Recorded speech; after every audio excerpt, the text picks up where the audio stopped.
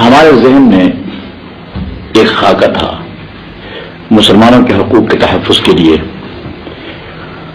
وہ یہ تھا کہ مفتی محمود رحمہ اللہ نے فرمایا تھا کہ شکر ہے کہ ہم پاکستان بنانے کے جرم میں شریک نہیں ہوئے۔ تو کیا یہ حقیقت ہے؟ اس نے اس طرح کا جملہ کیوں استعمال کیا؟ کیا اس نے استعمال کیا ہے یا نہیں کیا ہے؟ اس کا مقصد کیا تھا؟ لوگوں نے اس کا مقصد کیا لے لیا؟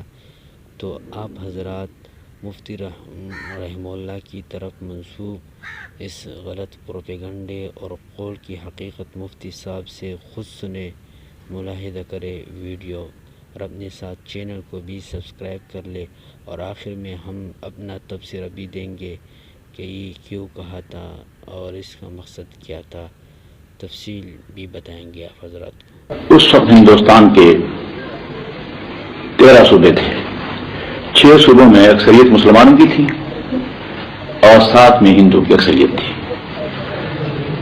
تو اس طریقے سے ہمارا ایک فارمولہ جیمز باہن کا فارمولہ مشہور ہے، چھپا ہوا اس زمانے کا، کہ صوبائی خود مختاری مل جائے اور صوبے مکمل خود مختار ہوں۔ صرف 3 محکمے مثلا ڈیفنس ہے یا مواصلات ہے اور فارن افیئرز، یہ جو ہے مرکز کے ساتھ ہوں اور باقی صوبے خود مختار ہوں۔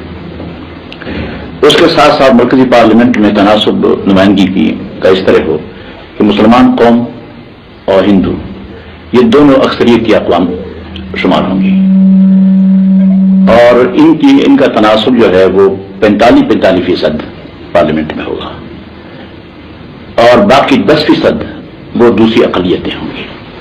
تو اس طریقے سے خیال یہ تھا کہ ہندوستان ایک بھی رہے گا اور مرکزی پارلیمنٹ میں جو حقوق کے ضائع ہونے کا خطرہ تھا وہ بھی ٹل جائے گا، اور صوبوں کی خود مختاری سے باقی مسلمانوں کے مسائل جو ہیں وہ بھی حل ہو جائیں گے۔ اور یہ تجویزیں جو ہیں بہرحال اس وقت ذہن میں ابھرتی تھی۔ چنانچہ ایسا بھی ہوا کہ جب شملہ کانفرنس میں وہ ایک وقت آیا تھا لارڈ پیتھر لارنس کا، سر اسٹیفورڈ کرپس وغیرہ کا، تو ان سے جو فیصلہ ہوا تھا تو اس میں یہ تھا گروپ بنائے گئے تھے اے اور بی اور سی، لیکن پورے ہندوستان کو ایک رکھنے کا منصوبہ تھا اس وقت۔ اس کو مسلم لیگ نے بھی تسلیم کر لیا تھا اور کانگریس نے بھی تسلیم کر لیا تھا۔ غرض یہ ہے کہ مسلمانوں کے حقوق کے تحفظ کے لیے ہمارا بھی فارمولہ تھا اس وقت۔ یہ نہیں کہ ہم مسلمانوں کے حقوق کے تحفظ سے غافل تھے یا ہندو کے مظالم یا ان کی زیادتیاں جو ہو رہی تھی اس سے ہم مطمئن تھے، ایسی کوئی بات نہیں تھی، ہم بھی اس کا خیال کر رہے تھے، لیکن ہمارا ذہن میں خاکہ اور تھا جی۔ اس کے بعد جب پاکستان کے لیے فیصلہ دے دیا اور پاکستان بن گیا، تو پاکستان بن جانے کے بعد ایک قطعی فیصلہ تھا مسلمانوں کا، اور جیسے کہ جمہوری اصول یہ ہیں کہ میجارٹی کا فیصلہ جو ہے وہ لازماً تسلیم کرنا پڑتا ہے، تو ہم نے فیصلہ تسلیم کیا، اور پاکستان بن جانے کے بعد سب سے پہلے ہماری جماعت نے اعلان کیا کہ اب ہم اس کے بعد پاکستان کو تسلیم کرتے ہیں، اور پاکستان کے استحکام کے لیے، اس کی ترقی و بقا کے لیے، اس کے نظریے کے لیے ہم جان توڑ کوشش کریں گے۔ اور اس طریقے سے یعنی مرکزی جمعیت علماء ہند کی طرف سے بھی ہمارے پاس یہ خطوط آئے، اور انہوں نے کہا کہ آپ اپنے ثابت پر کام کریں، اور یہ کہا کہ اب پاکستان بن چکا ہے، اب نہ ہم نے اس سے اختلاف کرنا ہے اور نہ تم نے اختلاف کرنا ہے، وہاں سے بھی ہدایت تھی۔